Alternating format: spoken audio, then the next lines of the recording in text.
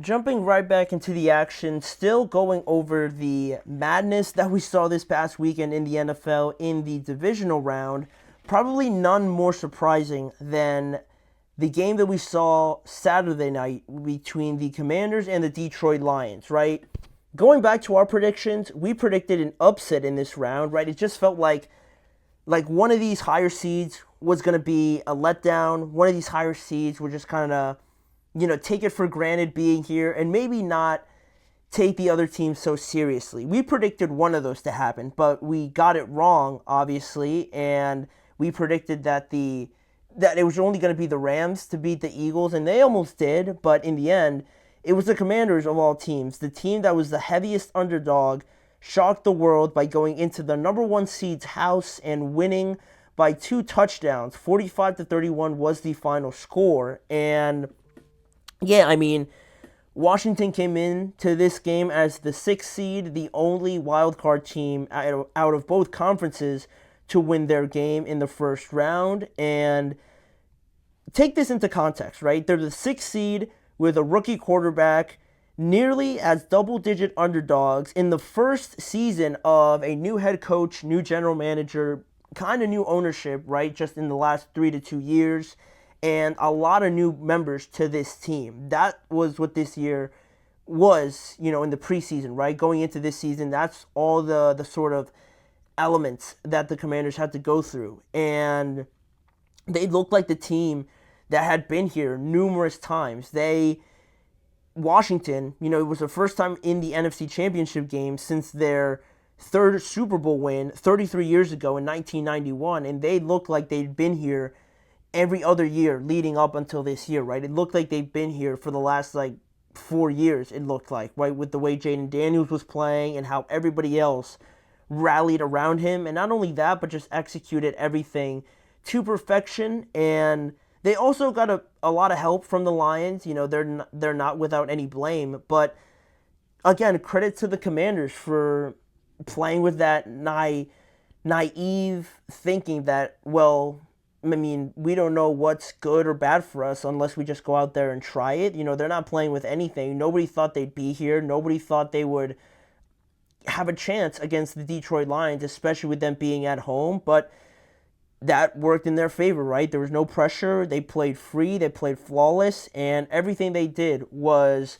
a 10 out of 10, it looked like, right? And for the Lions on the other side of things, right, they earned a franchise record 15 wins, the number one seed, and a big win over the Minnesota Vikings. And we thought it was the best thing for them, right? Because of all the injuries, it was a good chance for them to get healthy, kind of regroup and everything, and then go into this playoff run a lot more rejuvenated, refocused, and everything like that. But it looked like they were very sluggish to start the game. They were very sluggish to start this game. And on the other side of things, you had Washington coming in with all this careless energy, like we're just playing because we got a game this week, right? We got nothing to lose. We weren't even supposed to be here.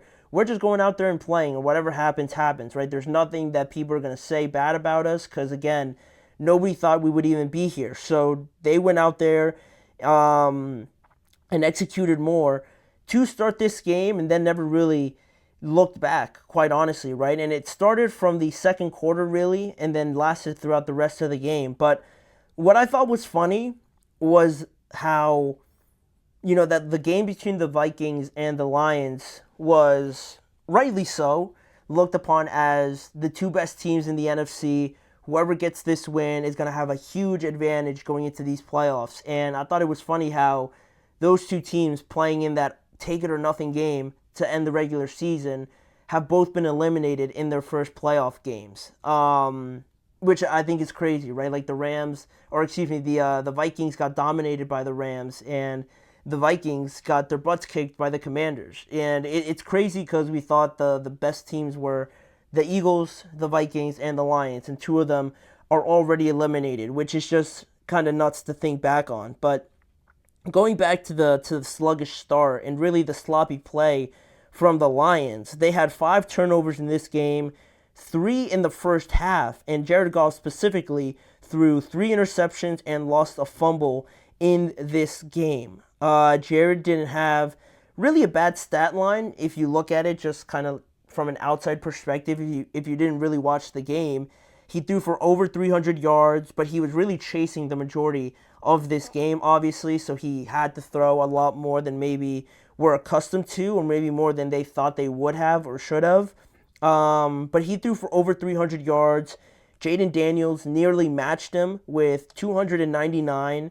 He added 51 rushing yards and no turnovers, which was the biggest thing, obviously. So, Jayden Daniels now becomes the second rookie quarterback to defeat the number one seed since Joe Flacco did it back in 2009. And I mentioned that second quarter as being one of the big turning points in this game because that's when the Commanders outscored the Lions 28-14 in the second quarter, which is now the highest scoring quarter in NFL history. And they led 31-21 going into halftime because of that, with Jayden Daniels throwing for 242 yards only in the first half, mind you. He only did that in the first half, and then the rest of the game, he had 57 more yards passing the second half, and that proved to be more than enough because they won by two touchdowns. And it was obviously a big swing point at that point. That was when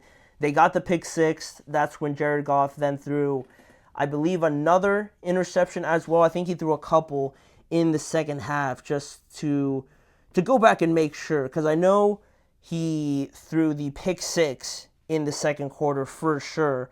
I know that definitely happened. And then I'm not sure if he fumbled in the second quarter or if that was just in the first quarter where that happened, because I know they were, pretty close up until that point, but then, the turnover started happening. And looking at it now, the fumble was actually just at the end of the first quarter. Okay, so not technically the second quarter. The pick six, like I said, was in that second quarter, and then they also threw another interception to end the first half as well. So Jared Goff, a couple of interceptions in that second quarter led to a lot of points by the Commanders, obviously, and now they face still, relatively not a big deficit. The way that they played in the first half, you're thinking they couldn't have played any worse. So to be down only 10 points, as the number one seed at home, it shouldn't be the end of the world, honestly, with especially how everyone's been talking, including myself, about this Lions team. But they were just never able to kind of match how the Commanders were playing, pretty much. And I thought on that note, I thought that the injury to Amik Robertson was a pretty big deal, because we knew about all the injuries, right, that the Lions had suffered going into this game, and the bye week certainly helped, but Amik Robertson was one of the best players in that game against the Vikings, and I thought he was going to play a big role today, maybe covering Terry McLaurin a couple times and really trying to shut him down potentially. But in the first drive, I believe, he went in for a tackle and he got hit pretty hard, and he actually broke his arm, and it looked pretty serious on the field while I was watching. And of course you don't know in the moment, but it looked pretty bad, like he really couldn't move his arm. So that was one of the worst case scenarios, because he was huge for that passing defense, and the run defense was a no-show at all today for or yesterday, a couple days ago actually, for the Detroit Lions. They really didn't get anything from their run defense, and their pass rush didn't really do anything much either. I don't even think they sacked Jayden Daniels in this game. Just to make sure, yeah, they didn't sack Jayden Daniels once in this game. They made their offensive line look a lot better than it really is. No disrespect to the Commanders, but they don't got like a top 5 offensive line, and that's what they looked like yesterday with the lack of pass rush from the Lions. Then you can't really cover anybody for too long without Amik Robertson. And the Commanders, you knew that they were going to be accurate and executing a lot of what they were doing, because that's what Jayden's been doing all year. But with the help that they got from the Lions, they looked like the best team in the NFC last night, Saturday night. But, Washington got some points.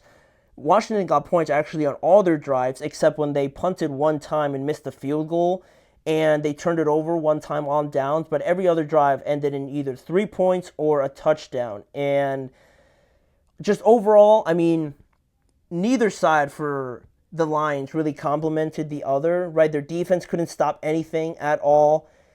Jayden Daniels was tormenting them all night long. And their offense, having the kind of turnovers that they did, they were just unable to also run the ball as well, as much as they would have, right, if they were leading in this game.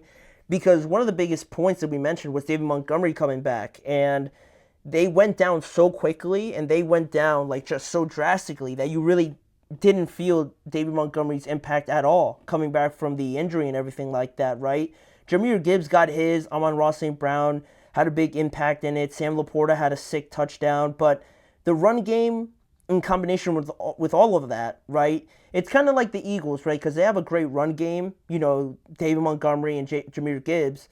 You know you have that. But the fact that you also have those weapons in the passing game, I feel like the Lions use it a lot more than the Eagles do. And they're kind of similar in that way. So you knew that they were going to have some of the guys do their thing. But really the run game was, I think, their most impactful portion of this team. And they really weren't able to do that because they were down so much so quickly in this game. And that's unfortunate. And then the turnovers, obviously, again, don't help when your defense is gasping for air out there and you're just giving the ball right back to the Commanders' offense. So, yeah, just overall very uncharacteristic-like game for the Lions. Very disappointing for sure, right? We can't not say that. And, yeah, I mean, it's going to be a rough offseason because, you know, they set a franchise record for wins. You get to the NFC Championship game last year, and now you feel like a much better team. I know the injuries are a huge portion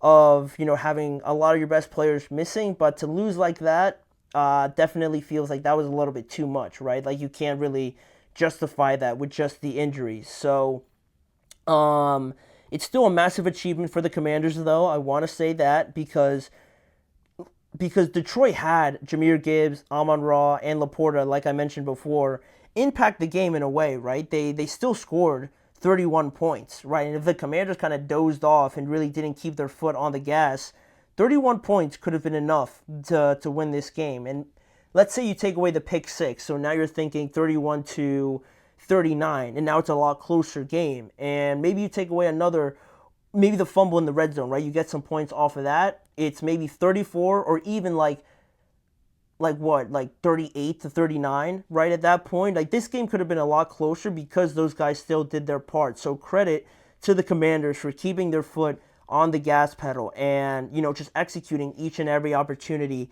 that they got. And yeah, I mean, next week's going to be crazy, right? With the Eagles and the Commanders playing again for the third time this year. It's 1-1 right now in the series, and I know the Commanders won when Jalen Hurts got hurt, but you could make an argument that first game in Philly that Jayden played arguably one of his worst games. So I don't know. I already picked the Commanders in one game, and I already picked them against them in the next game. So I don't know. I'm pretty convinced by Jayden, yo. Like Jayden's crazy. Like Jayden is carrying this team so much that, like I mentioned it a little bit in the Buccaneers game, like you feel like you can win just because he's out there. And this roster is average at best. They're a little bit above average at their very best, but not much after that. Like talent-wise, against the Eagles should beat them by like 10 points at least. But